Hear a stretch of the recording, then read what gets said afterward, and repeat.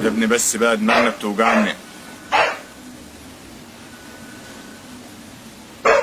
مش قلنا الكتم؟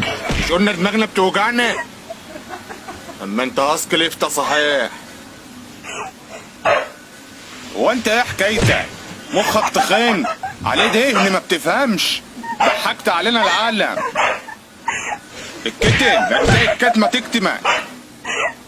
ولا ارجع لك واللي